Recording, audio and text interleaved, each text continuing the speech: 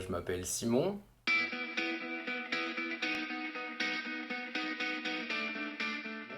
Je suis quelqu'un d'assez jovial, très peu de problèmes. Je suis avenant, j'aime bien mon métier, j'aime bien tout ce que je fais.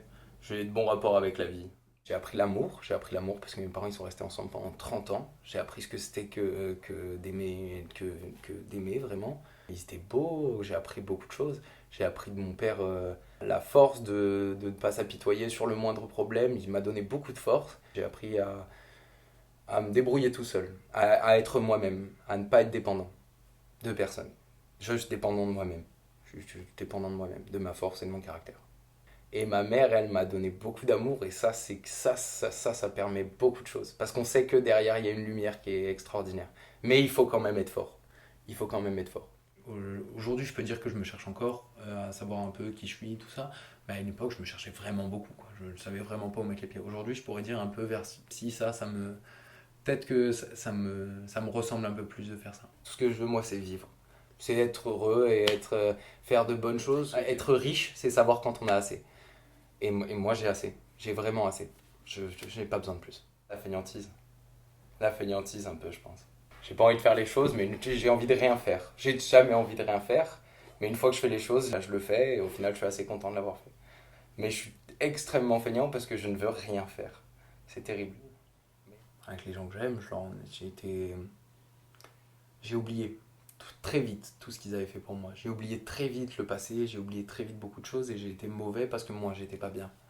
Je m'en suis excusé plus tard, mais on peut très vite devenir mauvais quand on a plus trop de. On sait plus sur quel pied danser, quoi. J'ai eu des moments dans ma vie où je pense, je sais pas, j'étais perdu et je me disais que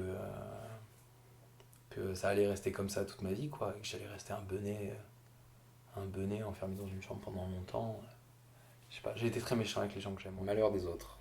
Les gens qui sont incapables de surmonter leurs épreuves et on peut rien faire pour eux, c'est à eux de le faire tout seul. Ça me fait beaucoup de peine de voir des gens qui appellent au secours et qui n'ont jamais d'aide, mais la meilleure des aides qu'ils peuvent avoir, c'est la leur. La peur d'être seul, je pense. Finir seul, c'est compliqué. Aujourd'hui, je l'ai accepté, je me bats mieux avec, mais je pense que la solitude, c'était quelque chose de compliqué.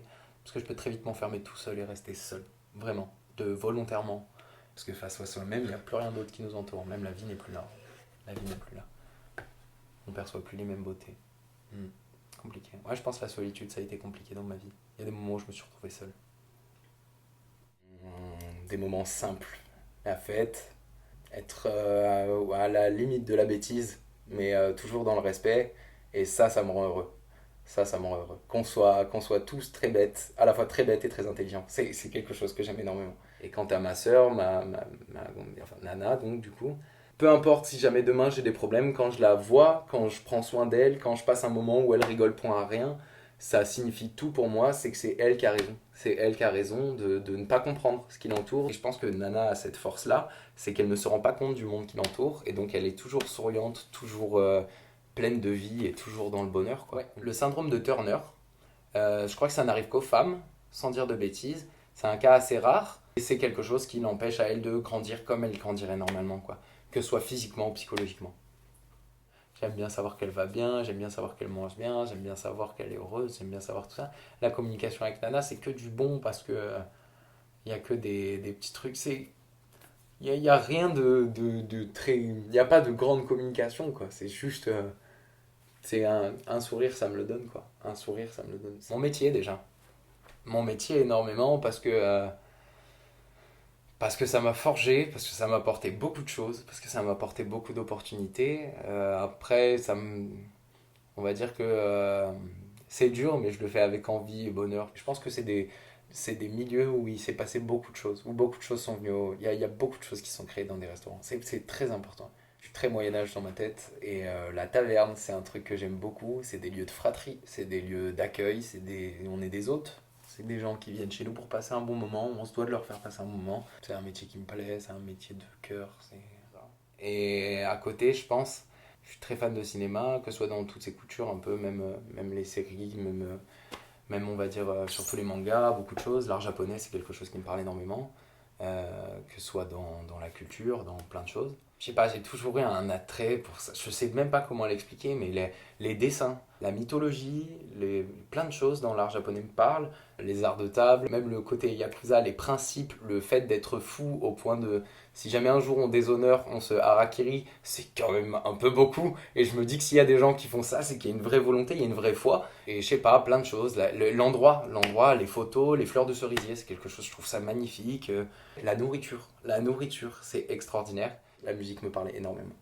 Je suis pareil, donc moi je suis Alors comment je me définirais? Je suis un homme de 40 ans enfermé dans le corps d'un garçon de 25 ans. J'ai un grand problème avec mes générations. Je suis incapable, dans la pop culture, aujourd'hui, que ce soit dans le cinéma, dans beaucoup de choses, d'avoir les émotions que j'ai eues pour des choses que j'ai écoutées qui datent qui ont été faites par des précurseurs pour moi. Pour moi, c'est des précurseurs, c'est des légendes. Par exemple, je suis un grand fan de Queen, David Bowie, pareil. Enfin, c'est des gens qui sont extraordinaires. Leur musique, leur voix, même Led Zeppelin, des trucs qui me... C'est fou, quoi. Et par exemple, Starway to Heaven, c'est un truc, ça me met la chair, quoi, c'est fou. Alors que, enfin, voilà. Alors que rien aujourd'hui, dans tout ce que mes amis ou dans tout ce que mon entourage écoute, ne me ferait tresser les poils comme ça. Et je pense que, ouais, j'ai ce côté où je suis très vieux jeu, je suis très très vieux jeu. Je suis un peu un vieux con des fois, ouais. J'écris un peu, parce que ça me plaît beaucoup, parce qu'il y a des choses très personnelles, parce que au départ, j'écrivais parce que je me disais quand je serai plus grand, je voudrais me rappeler de mon état d'esprit à ce moment-là, pour savoir un peu comment ça va plus tard, quoi. Et au final, je relis et je me dis que rien n'a changé. Rien n'a changé. Euh, Sauf que il y a des choses pour moi aujourd'hui et que j'ai compris plus tard qui n'avaient pas d'impact en fait dans la vie. Qui n'avaient pas d'impact, qui n'en auront jamais. C'est des choses qui n'ont pas d'impact. Les malheurs que j'ai eu dans ma vie, c'est des choses qui n'ont aucun impact plus tard. J'ai l'impression que des fois j'arrive à parler de choses dont j'arriverai pas à parler comme ça. Je pense. Des théories, des trucs. Et quand en fait, c'est surtout quand ça me reste dans la tête, je sais pas où le mettre. Alors il faut que je l'écris. Et quand c'est important, je sens que c'est important. Je sens que c'est important. Alors je l'écris et je le pose. C'est pas fait pour être lu par quelqu'un d'autre, c'est fait pour être lu par moi. C'est personnel. C'est de la création, oui. C'est de la création, oui, mais c'est un but que personnel. C'est pas fait pour être. C'est pas fait pour être public. C'est pas fait pour que quelqu'un puisse avoir un avis là-dessus. C'est impossible qu'il ait un avis là-dessus. Le je m'en foutisme. Le je m'en foutisme. C'est une force. C'est une force. Je, suis très, je peux être très stoïque, comme je peux être extrêmement expressif. Mais avant tout, je pense qu'il y a très peu de choses aujourd'hui qui peuvent m'atteindre, personnellement. Ne pas être touché par tous les mélodrames, tout ce qui peut faire du mal, la méchanceté, le fait de vouloir être mauvais, le fait de vouloir être trop bon aussi, hein, parce qu'être trop bon c'est compliqué, et c'est quelque chose qui peut pourrir les gens. Je pense que ouais, ma plus grande force psychologique c'est le stoïcisme, c'est le fait de ne pas être atteint par le mal. À force de pleurer pour rien, quand il nous arrive vraiment quelque chose, on se rend compte que c'est important de garder ses larmes pour les moments importants. C'est, voilà. Il y a des moments où c'est justifié de pleurer. Il y a des moments où ça l'est pas. Mais par exemple, à une époque où j'aurais pu pleurer pour tout et n'importe quoi, aujourd'hui, je pense que je pleure pour plus rien, quoi. Les verser une larme pour moi, ça fait des années que ça n'existe plus, quoi. C'est compliqué parce que des fois parce que j'aimerais retrouver ça, parce que l'hypersensibilité c'est quelque chose de beau, c'est un amour qui est réel, et je sais pas. Je pense que ça me manque des fois, comme des fois je me dis que c'est une force. Bah, le je m'en foutisme, hein. C'est là où je m'entends le mieux avec les gens, hein. C'est les gens qui s'en foutent de tout. C'est les gens avec qui je m'entends plus ou moins bien, ouais. C'est plutôt sympa. J'aime bien qu'on ne pas être obligé d'être toujours dans une thématique ou toujours être dans un. Toujours parler de la même chose, toujours devoir. J'aime bien, je m'en foutis. On prend ce qui vient. Un grand silence, des fois, ça dit beaucoup de choses. Et c'est plaisant, un grand silence, des fois même. J'aime beaucoup les gens qui s'en foutent de tout. On n'est pas obligé de dire quelque chose tout le temps, de s'obliger à vivre. La psychorigidité. Les gens qui sont psychorigides, j'aime bien. Moi, ça me dérange pas. Les gens qui ont besoin de tout remettre à leur place. Non, faut pas mettre. Alors, par exemple, moi, faut pas mettre les chaussures sur le tapis de bain. Faut que tout soit rangé très. Ça me fait beaucoup rire. Mais ça me dérange pas du tout. Ouais, la psychorigidité, j'aime beaucoup. Ça me dérange pas. C'est un défaut qui me dérange pas du tout. Parce que c'est aussi une qualité d'un côté, hein. Mais la sincérité. Être sincère.